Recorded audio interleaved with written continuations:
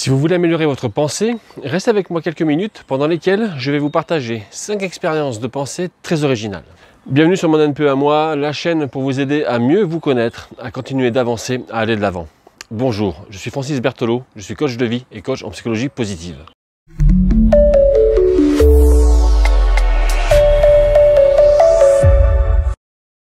Prenez le temps de regarder la vidéo jusqu'au bout et de visiter les liens que j'ai ajoutés dans la description pour vous inscrire à ma newsletter et télécharger également les outils que je mets à votre disposition gratuitement en fonction des thèmes que j'aborde.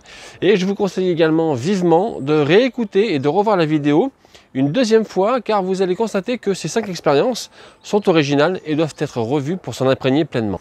Einstein a dit que nous ne pouvons pas résoudre nos problèmes avec la même pensée qui les a créés. Et la science estime effectivement que nous avons entre 30 et 50 pensées par minute. Alors vous allez être d'accord avec moi sur ce point, c'est que notre probabilité de chance de changer notre façon de penser est énorme. Et 100 ans plus tard, les chercheurs ont finalement vérifié que les morceaux les plus importants de cette théorie étaient sans équivoque. Il y a quelque chose à dire ici à propos de la vision, du génie et de l'audace d'imaginer d'Einstein. Mais le vrai point, c'est le suivant. Une question ouvre l'esprit, une phrase le clôt. Et vous ne pouvez pas améliorer votre façon de penser avec des phrases. Vous devez poser de meilleures questions. Les expériences de pensée sont les questions les plus élaborées que vous puissiez poser. En superposant plusieurs hypothèses les unes sur les autres, vous vous forcez à penser à partir de nouvelles perspectives et à considérer ensuite non seulement les effets de premier, mais de deuxième, voire de troisième ordre. Et ça, c'est un exercice mental très puissant. Et qui sait, peut-être qu'un jour, l'une d'entre vous ou l'un d'entre vous pourrait gagner un prix Nobel.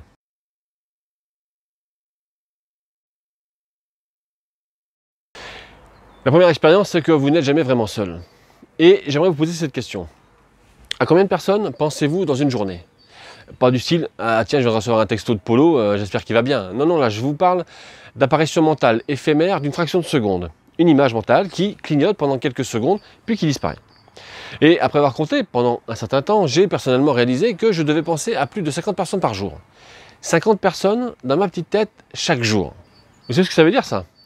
Si des dizaines de personnes apparaissent chaque jour dans mon esprit, il y a de fortes chances que des dizaines de personnes se présentent dans le vôtre. Si vous pensez à 100 personnes chaque jour, d'une manière ou d'une autre, 100 personnes pensent à vous. Quelque part là-bas, que ce soit dans la rue ou à des milliers de kilomètres, quelqu'un envoie un petit éclat d'énergie sur votre chemin. Pas exactement toutes les 15 minutes, mais des dizaines de fois par jour. Vous êtes plus que vos pensées, vous êtes aussi plein d'autres personnes. Vous pourriez ne pas toujours le ressentir, mais croyez-moi, vous n'êtes jamais vraiment seul. Deuxième expérience, la bibliothèque au bout de l'univers. Quelque part, dans un coin très éloigné et très isolé de l'univers, il y a une bibliothèque. Dans cette bibliothèque, il y a un journal pour chaque personne sur la Terre. Quand ils sont nés, ils étaient vides. Mais à partir du jour de leur naissance, ils sont mis à jour tous les soirs. Un stylo magique écrit toutes leurs pensées pour chaque période de 24 heures. Ce qu'ils ont fait, comment ils ont vu les choses. En prenant de l'âge, ce journal mystique, auto-rédacteur, grandit. Il croît, il se cultive, il devient gros, de plus en plus gros, jusqu'à ce qu'un jour, comme nous toutes et nous tous, cette personne décède. Ensuite, le stylo devient le rédacteur en chef du livre. Il commence à modifier le livre, à le mettre au point. Il en traverse des chapitres entiers, il se concentre sur l'important. Il transforme le journal en histoire. Le lendemain, le livre est publié. Il apparaît dans les librairies du monde entier, il apparaît sur Amazon. C'est une autobiographie, l'histoire de la vie de cette personne. Imaginez un instant quelle serait la taille du livre.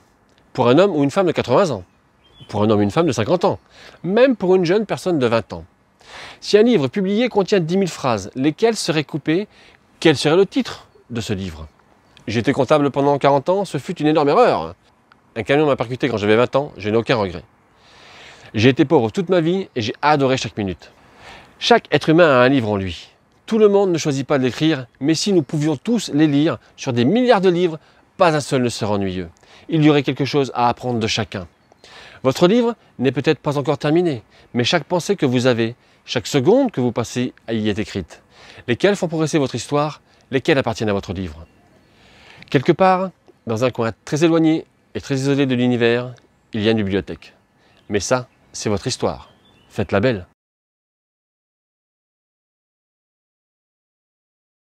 Troisième expérience, un pays plein de vous. Vous sortez de votre maison Imaginez une caméra centrée sur vous au travers de la vue d'un oiseau. Maintenant, ça monte, ça monte, ça monte, ça monte, ça monte, ça monte, ça monte. Bientôt, vous ne voyez qu'un point devant votre maison, c'est vous. Mais la caméra continue de zoomer, elle fait un zoom en arrière. Le reste de votre rue apparaît. Les maisons, les voitures, les gens. Ensuite, tout votre quartier, toute la ville, celle d'à côté et la suivante et la prochaine, etc., etc., etc. Maintenant, vous voyez des autoroutes, des lacs, des montagnes, des rivières. Et lorsque la caméra s'arrête enfin, vous ne pouvez plus voir votre maison. Vous ne pouvez que deviner où se trouve votre ville. Mais vous pouvez clairement voir votre pays. Et si chaque personne dans tout votre pays était une réplique exacte de vous-même? Regardez à nouveau la carte. Zoomez un peu. De quelle couleur est le paysage? Gris? Vert? Zoomez encore plus. Les gens klaxonnent-ils sur l'autoroute? Se déplacent-ils lentement? Sont-ils en colère? Stressés? Comment se traitent-ils les uns les autres? Dans notre vie de tous les jours, nous ne pouvons pas voir nos habitudes.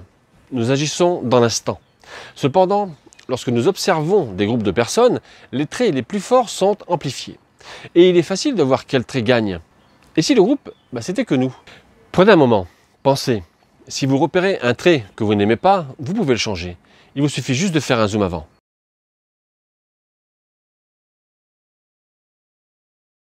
Quatrième expérience, le renard et le lapin. Le biologiste Richard Dawkins a déclaré: le lapin court plus vite que le renard, car le lapin court pour sa vie, alors que le renard ne court que pour son dîner. Dans votre carrière, êtes-vous un renard ou un lapin? Êtes-vous dans une situation financière telle, solide, que vous pouvez sélectionner vos projets? Je veux dire par là que vous pouvez refuser les demandes dénuées de sens et faire le travail que vous voulez. Au contraire, si vous débutez dans la vie et que vous devez louer, alors là, ne pensez pas. Obtenez l'emploi qui paie, puis déterminez votre prochaine étape. Dans votre relation, êtes-vous un renard ou un lapin? Êtes-vous en pleine croisière, en parfaite osmose avec les défauts de l'un et de l'autre, ou le rideau est-il sur le point de tomber sur deux personnes séparées vivant dans une même maison? Dans ce cas, il est temps de se battre. Car on peut rallonger la liste. Pour la santé, les amitiés, les efforts parentaux, le sens artistique, la carrière, l'entreprise, l'héritage, que sais-je. Dans toutes ces choses, vous êtes soit un renard, soit un lapin. Être le renard dans une arène nous permet d'être le lapin dans une autre. Être lent ici nous permet d'être plus rapide là-bas. Et donc on ne peut pas changer notre vie entière à la fois. Ce qui unit le renard et le lapin, c'est le rythme. Leur tempo partagé décide s'ils se rencontrent et se bagarrent à mort ou vivent pour se battre un autre jour. La façon dont vous répartissez votre rythme dans votre vie décide de ce que vous pouvez changer et dans quel ordre. Mais soyez patient car tout prend du temps. Alors, lequel êtes-vous? Un renard ou un lapin? Cinquième expérience, votre vie en 10 boîtes. Disons que vous vivez une vie de 100 ans. Team Urban offre un excellent moyen de savoir comment le dépenser. Imaginons 10 boîtes. Chaque boîte représente 10 ans de votre vie.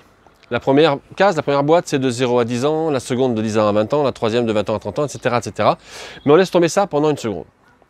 Chaque boîte, c'est une décennie. C'est une longue période de 10 ans. Nous sommes d'accord là-dessus. Nous sous-estimons pour autant souvent tout ce que nous pouvons faire en une boîte. Mais il faut aussi du temps pour trouver la grandeur. Voulez-vous être un grand-père? Cela pourrait prendre 10 ans. Gravir les échelons d'entreprise? La plupart des cadres ne le font même pas en 25 ans. Penser à des projets de 10 ans réduira vos attentes et augmentera votre patience. Malheureusement, nous devrons rayer les 2 premières. Et oui, on peut à peine faire quoi que ce soit par nous-mêmes dans la première case des 10 premières années. Et on doit toujours vivre avec nos parents tout au long de la seconde. Donc cette case-là, elle ne sert qu'à grandir. Là encore, qui a vraiment sa vie clairement définie et établie à l'âge de 30 ans? Nous pourrions être adultes, mais l'introspection ne fait que commencer. Alors, rayons la troisième boîte aussi. Bon d'accord, 30-40. Maintenant, c'est là que ça devient intéressant car le jeu commence vraiment. On est ancré, engagé et on sait quoi faire. Mais qu'en est-il de la fin du spectre? On ne court pas au même niveau d'énergie jusqu'à nos 100 ans. On a besoin de temps pour ralentir et prendre notre retraite. Après avoir barré les 2 dernières cases, voici ce qui nous reste. Ah non mais attends, non mais attendez une minute là. Vous pouvez passer tout le temps. Il n'y a plus autant de boîtes là, il n'en reste que 5. Mais c'est pas juste ça. Ils sont passés où mes 100 ans? Eh bien c'est la vie. Comme tout ce qui se construit autour du moment, il faut du temps pour démarrer et il faut du temps pour ralentir avant de s'arrêter. C'est normal, cela arrive à tout le monde, mais ce que nous voyons là, c'est que nous avons vraiment moins de temps que nous le pensons. Vous pouvez faire beaucoup en 10 ans et vous aurez peut-être une rallonge de 10 ans. Alors, avant de vous rendre compte que notre boîte a disparu, choisissez soigneusement, ne gaspillez pas une seule boîte ou décennie. Et comme d'habitude, je le répète à chaque fin de vidéo, quand vous êtes dans une démarche de développement personnel, de connaissance de soi, ne vous prenez pas la tête. Absorbez ce qui est utile, jetez ce qui ne l'est pas et ajoutez ce qui vous est propre. Voilà, pensez à vous abonner à ma chaîne, mettez un pouce et si vous avez aimé la vidéo, écoutez, partagez un maximum et mettez-moi en commentaire votre ressenti, sur à quoi ça vous a renvoyé, les émotions que vous avez eues, les questions que ça a provoqué en vous. Et n'oubliez pas non plus d'aller visiter les liens dans la description pour vous inscrire à ma newsletter qui est riche en contenu. Voilà pour aujourd'hui, continuez à travailler sur votre personnalité intérieure, portez-vous bien, je vous souhaite le meilleur, je vous embrasse et je vous dis à très bientôt pour une prochaine vidéo. Salut!